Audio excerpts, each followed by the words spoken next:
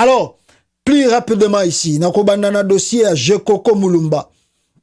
Bande konangai, Jekoko Mulumba, Aoutiko Kangisa, n'est-ce pas, moi, bon, je sais pas s'il est vraiment en prison ou bien ça l'appelle, après condamnation wana. Alors, mais bah, si moi, si à Jama Kabundu, 1 an de prison ferme, pour la popo nae, Atenaki contre Jekoko Mulumba. Vous savez que Kabundu lui-même est encore en prison, non abimité, on ne sait pas, bah, ça qui est liberté provisoire, et qui a continué Kolanda plutôt, ça qui est résidence surveillée, a continué Kolanda problème nae à partir de la résidence nae. Malheureusement, Jama Kabundu ne comprend pas jusqu'aujourd'hui pourquoi résidence surveillée au Bachela qui est Ezako Lekate, Ezo Simbate, qu'est-ce qui se passe? Alors, moi si nae na habité le kola banga ke boto la terrain nae oyo Kabundu abanda kotonga na côté ya Masina kuna na Kingabwa plutôt. Alors je kokwa kenda ko sala gas ko panza yango pona ko saboter yango ba je ko ba mité mabe ba je koko wana bozo mona wana o mona ga bo je koko mutema malamu mena kati na soko koti ba jeune mo ba sala ba événement mo na Congo boko regretter ba je koko wana ba je koko tala je koko aba tutu na mokili mo baba yokela e mawa azo sanza makila na prison. C'est le même je koko ake kangisa mwana mwasi ya muninga. Et pourtant ba utine na IDPS ba pesa na kine mbote ba ona Jamar Kabundu ba lia na ye lelo je koko bosani yango akomi vice gouverneur donc aleki Jamar Kabundu na valeur aleki na valeur aleki na puissance Jamar Kabundu akomi lokola mutu pamba je koko ake kangisa mwasi ya Jamar Kabundu. C'est regrettable le politicien au Congo, c'est vraiment regrettable, tandis que tant azo souffrir na prison nous tous ici on appuyait je koko. Lelo Jekoko a commis ennemi à Kabundu jusqu'à les faire arrêter la femme de ton frère qui est en prison, qui souffre.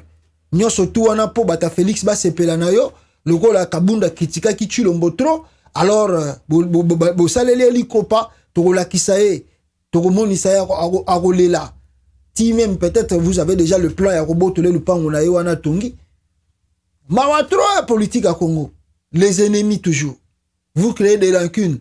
Lobby vous a peine à pouvoir te. Car Kabundu wana bokangi na prison ko bima pa komi na pouvoir ko lekayo. O kimi pe Congo. Apo mi o komi oh eza acharnement Kabundu alinga sala nga mabe. Oh mais tango yo okangi si mwasi na lelo.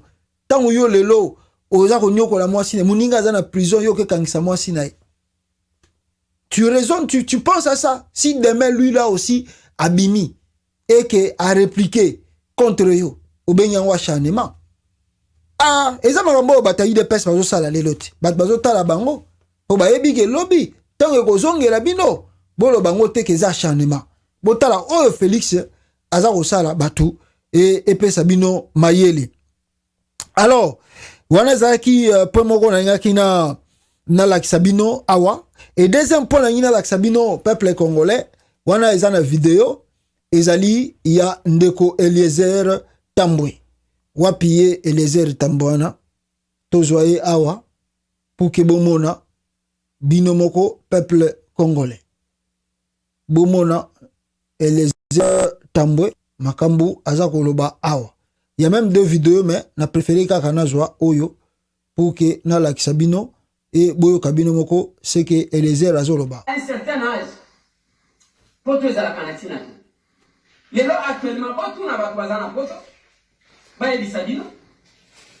Jusqu'aujourd'hui, Mali est bandit. Moyen va payer ça chauffage exalté. Il faut l'État a autorisé que chauffage sigoué va la couper là. Quel que soit Mali, ça là grave, ça là blanquette va zoner. Ah bon? Je savais pas savoir. Et en ce moment, même ceux qui va autoriser que Boba na couper ça chauffage en l'icolo à gaz pour la bitumba ya Ukraine. Ce qui a commis ça à 19 degrés, amende. Ah bon? 1700 €. Ah bon?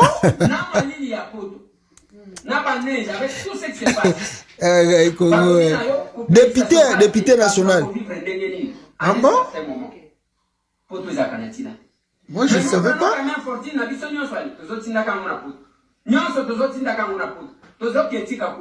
Maintenant que Dego est à Kuna.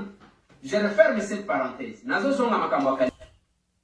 Voilà, je crois bautu koyoka ndeko Eliezer peuple congolais boyoki ke Eliezer alobi ke na poto bat baza ko souffrir pona makama malili lokola guerre à Ukraine eza ko continuer alors la bato baza ko vivre na poto moyen ba vivre sous bien ezate pourquoi parce que selon lui hein, selon Eliezer biso bato baza na poto awa moyen fongola chauffage ezate sinon tezo bazo banga facture et la grave bamba biso ba facture je ne sais pas de combien oyo batu na poto ba na impossibilité à refuta yango alors moyen ba fongola ba gaz ezate donc il y a un certain âge comme lui dit ezala tina te revendre na poto banini tout ça je ne sais pas député national tala mambalobi mais la même vidéo oyo Eliezer Tambwe auta koloba que oh non chef de l'état mukwa tombolo bata service de sécurité bozala mayele bazo préparer attaque moko contre le Congo un député national azwa ko sala ba vidéo ya YouTube c'est nulle part au monde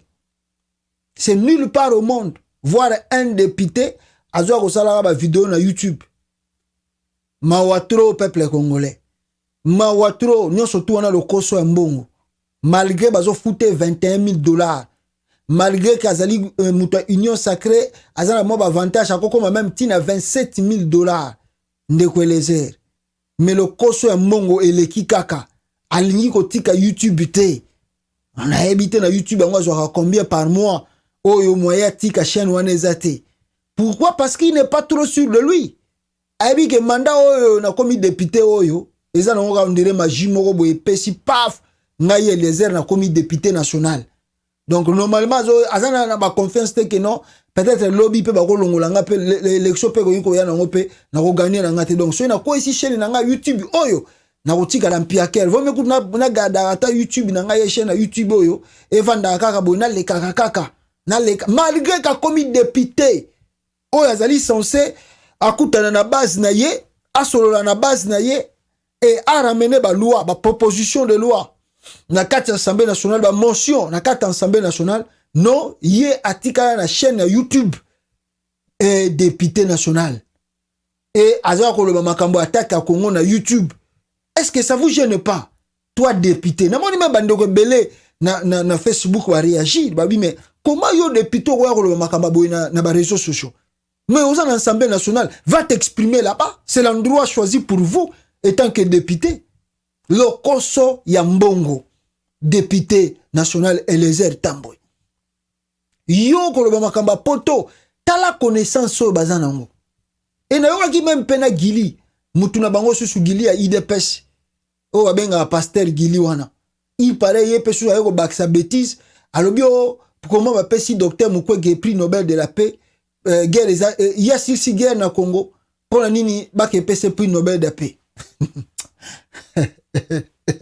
Ah gabato waza mystique Eliezer Tambwe na aero kutu biso awa baza kolia na bango ba déjeuner na bango ba le ba maki ba biloko tu balingi balia bale yo zo ko comparer via poto na via Congo nana yebisho ke bakangi ba chauffage na poto mboko d'abord baza na hiver bino na Congo kuna bozaka na hiver te bozaka na hiver te na kata Congo apart kota ba mbanza ngungu na ba kote nini ya côté Kivu kuna mama lile ezala muke er moko mais na kati ya ensemble ya Congo hiver ezate malilo ezala na poto ba fongola chauffage te ah ovanda na poto ka ya ndamba Eliezer oye ba voyage moko kutu mamno mususu moyena lo bango ezate ba passeport kosa ya lukuto ya na poto na mwaso tika na États-Unis yo olingi bat balo ba mamuna yo ebi via poto Eliezer oyebi via poto yo koloba ke na poto awa bat bazo souffrir na tala bazo tambola na ba dra ba couverture minene d'ailleurs na moment hiver batu balata bilamba ya pona ko se protéger na malili c'est normal na hiver batu balala na bulangeta minene pona ko se protéger na malili c'est normal vi ovanda te oyawa na poto ovanda ya ba 1 mois ya ba 2 mois ovanda ebelete ozongi Congo okomi député mon frère vanda na ki député na yo. Mais pourquoi qu'on a manipuler Batuna Kinshasa, qu'on peut savoir fausse information et zangantina? Vraiment, c'est ridicule pour toi, Ndeko Eliezer. Tokanisa yo pena ko yo l'exemple ba journaliste. Tala ba congolais de ba yambaka yo ba sele yo même ba biloko bapesi yo bambongo basoutenir yo. Ah, bato ya IDPS onde basakani na milimo bato. Boya lisusu. Nzambe pe lokwa sa komisi bino ba député. Bo vandaka ndenge na libela. Ba congolais pe bazo vanda na bango na ndenge na bango libela. Tokotala susu journaliste. Yo moni ba congolais tout ba komi mayele. Bazo linga suko yamba journaliste bipamba pamba ta zo uta Congo po. Bato tout ba comprendre que bato yo tango azana ngote ayepa na bino bozo wane langage moko. Mais tanga kozwa akomo finga na bino akomo critiquer bino. Toi tu connais la vie de l'Europe. Tu connais la vie de l'Europe, la vie de l'Occident.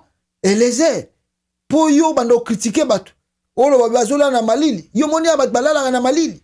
Na bandako bakoko fungula chauffage te. Ah! En tout cas, ozaka lokola yemoko chilombo donc mawatro bato bakezonge la classe ki mukolo awa rapidement po bazo ba poste ya mbangu donc ah papa zwaka nengo yo kozwa wana et makamususu ko yebite ko meka koloba yango te po c'est quand même ridicule hein? C'est vraiment ridicule pour vous-même na makambo yo boza koloba. Alors